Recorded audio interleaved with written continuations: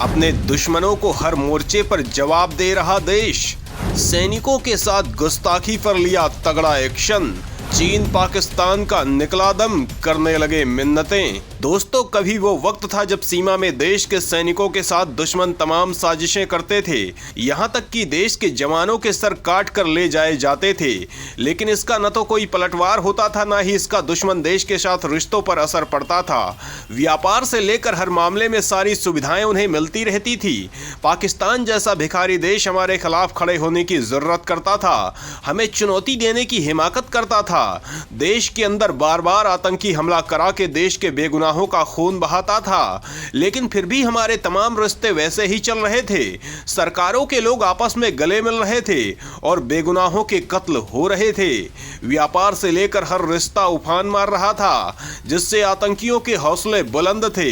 दोस्तों, ऐसी हरकतों के बाद भी पाकिस्तानी कलाकार भारतीय सिनेमा से जमकर कमाई कर रहे थे। हमारे देश के फिल्म मेकर अपने देश के कलाकारों के बजाय मजहब के आधार पर इन्हें काम दे रहे थे, जबकि इन फिल्मों की कमाई भारत के दर्शकों की जेब से हो रही थी। दोस्तों, देश की ये बंदरबाट सेकुलर और अपीजमेंट की राजनीति इस खतरनाक स्तर पर आ गई थी कि लोगों को लगने लगा था कि जैसे इन हालातों से देश को कभी निजात नहीं मिलेगी। किसी की जिंदगी कभी भी खत्म हो सकती है। किसी भी बस या दूसरे पब्लिक एरिया में रखा कोई खतरनाक बम कभी भी किसी के भी चीथड़े उड़ा सकता है। देश की सुरक्षा व्यवस्था बेहद नाजुक हालतों से गुजर रही थी, लेकिन लोगों ने इन्हीं मुद्दों को ध्यान में रखकर देश की सरकार बदल दी और मजबूत नेतृत्व को मजबूत बहुमत दिया, जिसके बाद से सरकार देश की सेना से गुस्ताखी करने वाले दुश्मनों का हर लेवल पर कड़ा विरोध कर रही है और सीमा पर हालात खराब होने की स्थिति में किसी भी तरह के रिश्तों को खास महत्व देने के मूड में नहीं है। सरकार का साफ कहना है कि जब तक सीमा में हालात नहीं सुधरते हैं, दूसरी चीजें भी सामान्य नहीं हो सकती हैं। इस मामले में चाहे पाकिस्तान हो या चीन, दोनों को देश किसी भी तरह का महत्व नहीं दे रहा है।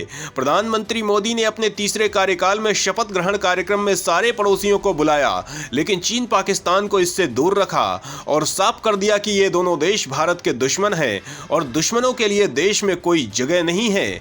दोस्तों, इसके अलावा गलवान में चीनी साजिश हो या पुलवामा और उड़ी में पाकिस्तान की नापाक हरकत हो, इसके जवाब में देश ने जिस तरह का कड़ा रुख अपना रखा है, उसके बाद से ये दोनों मुल्क घुटनों पर बैठकर भारत से ढील देने की मांग कर रहे हैं।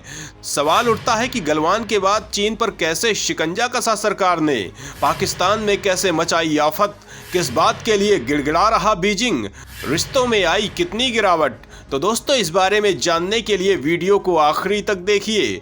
देश की मजबूत नीतियों के बारे में जानकर आप गदगद हो जाएंगे।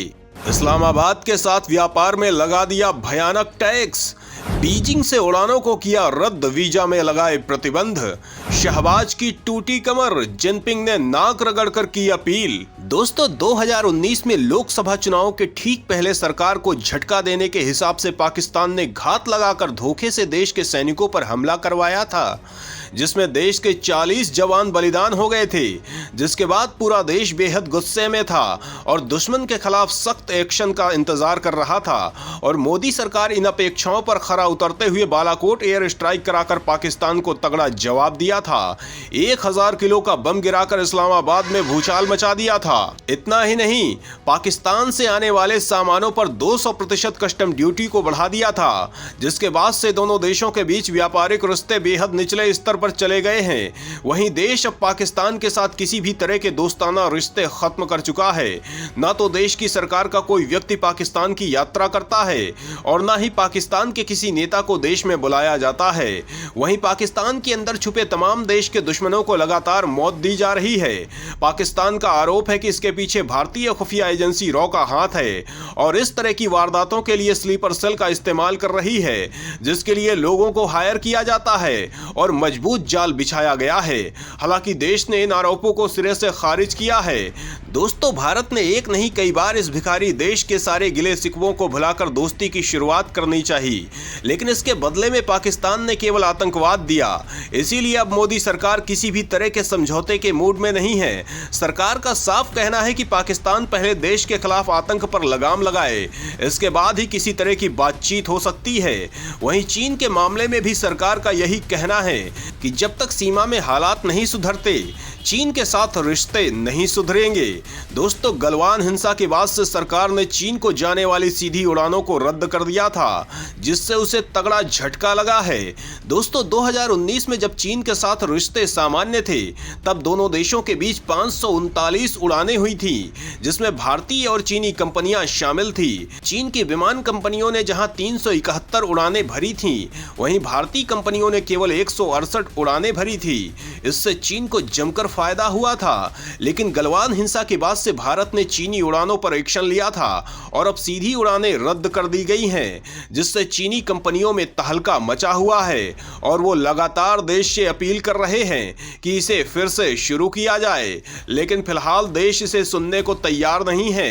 दोस्तों, कोरोना काल के बाद से जहां चीनी पर्यटन को तगड़ा झटका लगा है और चीनी विमानन कंपनियां संकट से जूझ रही हैं, वहीं भारतीय ट्रैवल जबरदस्त पोजीशन में है और चीनी सरकार इसे लेकर भारत से गुहार लगा रही है। लेकिन सरकार का साफ कहना है कि जब तक सीमा में शांति नहीं होती है, तब तक रिश्तों में कोई सुधार नहीं किया जाएगा। दोस्तों, वहीं भारत ने चीन को वीजा देने पर भी सख्ती दिखाई है और तमाम करप्ट कंपनियों पर तगड़ा एक्शन लिया है। सवाल उठता है कि देश ने वीजा पर कैसी सख्ती दिखाई है, चीन के खिलाफ कौन से लिए एक्शन, सीमा पर क्या है हालात। तो दोस्तों, इस बारे में जानने के लिए वीडियो को आगे देखिए। भ्रष्टाचार के आरोपों में तमाम कंपनियों पर टूटा कहर, चाइनीज ऐप्स को किया बैन, सीमा में बढ़ा दी तैनाती, बेहद खतरनाक हथियारों के साथ सेना मचा रही बवाल। दोस्तों, सरकार ने तमाम चाइनीज कंपनियों पर कहर बरपाया है, करप्शन के आरोपों पर मजबूत एक्शन लिया है। इसके अलावा डिजिटल स्ट्राइक करके तमाम चीनी ऐप्स को बैन कर दिया है। देश के इस एक्शन से चीन बिलबिलाया जा रहा था, लेकिन फिलहाल भारत किसी को सुनने को तैयार नहीं है। दोस्तों, भारत ने चीनियों को वीजा देने में भी सख्त रुख अपनाया है। जब 2019 में दोनों के बीच हालात ठीक थे, उस वक्त देश ने चीनियों को 2 लाख वीजा जारी किया था, जबकि 2024 में केवल 1500 वीजा दिए गए हैं। इसमें से भी 1000 चीनी इंजीनियर हैं जो यहां की कंपनियों के लिए बुलाए गए थे, जिससे पता चलता है कि चीन को लेकर सरकार का रवैया क्या है। वहीं सीमा पर आज भी हालात सामान्य नहीं हैं। दोनों तरफ 50,000 की संख्या में सेना तैनात है। दोनों देशों ने अपने सबसे खतरनाक हथियार एक दूसरे के खिलाफ तैनात कर रखे हैं। सर्विलांस से लेकर हर तकनीक का इस्तेमाल किया जा रहा है। देश लगातार चीन की गतिविधियों पर नजर जमाए हुए है। इसके अलावा लगातार अपनी तैनाती बढ़ाता जा रहा है। वहीं अपनी ताकत को बढ़ाने के लिए भी तेजी से काम कर रहा है। अपनी तीनों सेनाओं की ताकत के इजाफे के लिए स्वदेशी हथियारों का भयंकर निर्माण कर रहा है, जबकि जरूरत पड़ने पर दुनिया के तमाम देशों से खरीद भी कर रहा है। देश केवल रूस से हथियार न खरीद के पश्चिम से भी नजदीकियां बढ़ा रहा है और फ्रांस से राफेल विमानों की खरीद करके अपनी हवाई ताकत को बेहद मजबूत बना चुका है। इसके अलावा तेजस MK1 और तेजस MK2 के लिए भारी मात्रा में निर्माण करने में जुटा हुआ है। वहीं 5वीं पीढ़ी के फाइटर जेट के लिए ताकत झोंक चुका है, जिसमें काफी सफलता भी मिल चुकी है। तो दोस्तों, दुश्मनों के खिलाफ भारत की नीतियों पर आप क्या सोचते हैं, कमेंट करके जरूर बताएं।